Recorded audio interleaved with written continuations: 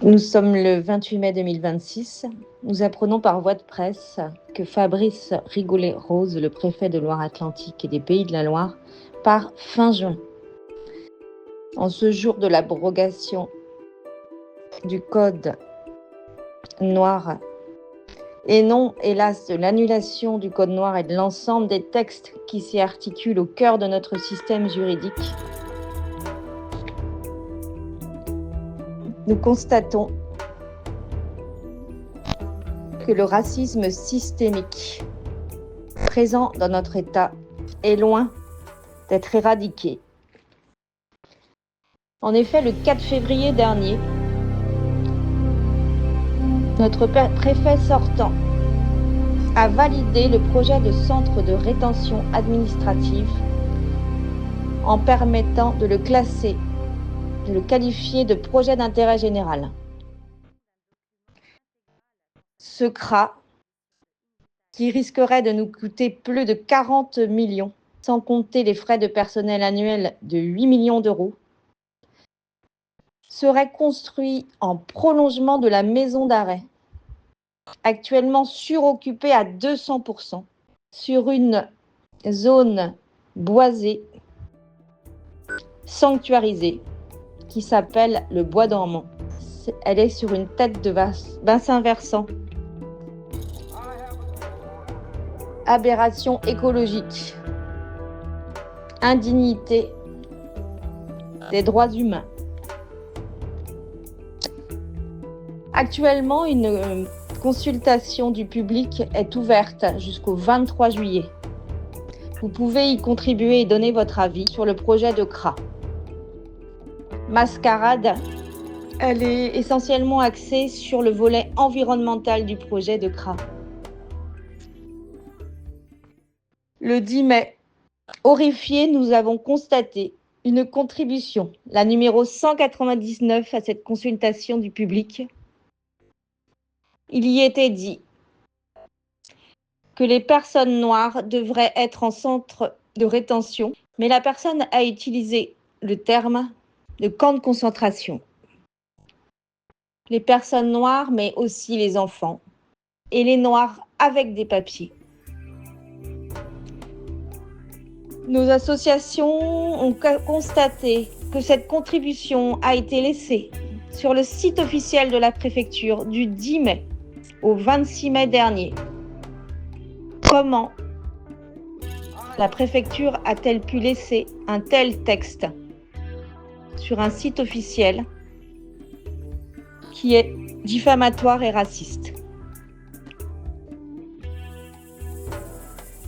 Les grands scientifiques attestent en effet que le premier homme était noir en Afrique et que nous sommes le simple petit blanc, des êtres dépigmentés qui nous sommes éloignés du soleil.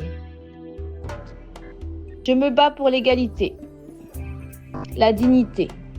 Gros mots, grands mots. À ce jour, toutes les associations et les juristes et les acteurs qui accompagnent les personnes étrangères constatent la maltraitance.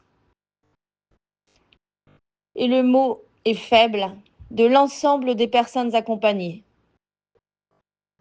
Nous n'aidons pas.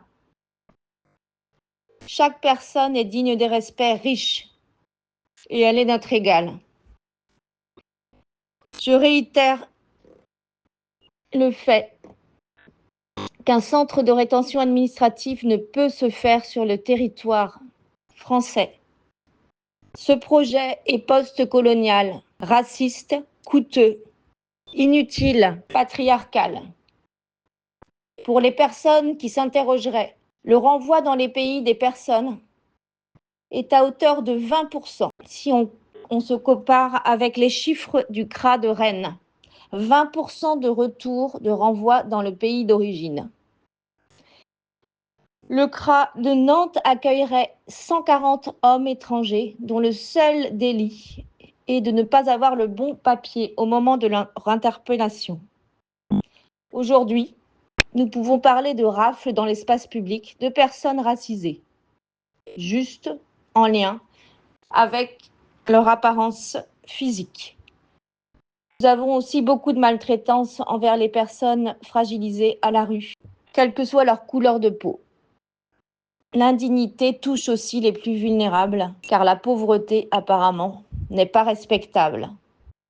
Je vous invite tous à aller sur la consultation de la préfecture et à préciser votre avis sur un projet de CRA, tout en y ajoutant le fait que le projet environnemental est complètement surréaliste, puisque la préfecture veut détruire une zone humide en tête de bassin versant de la Loire avec des cinquantaines d'espèces animales protégées et naturelles. Tout cela n'est pas sérieux. En tant que personne écoféministe, nous continuerons à lutter contre le patriarcat, contre le projet de domination envers toutes les minorités. La fragilité est une force et la tentative de domination une immense faiblesse. Le projet de CRA, indigne, est perdu d'avance.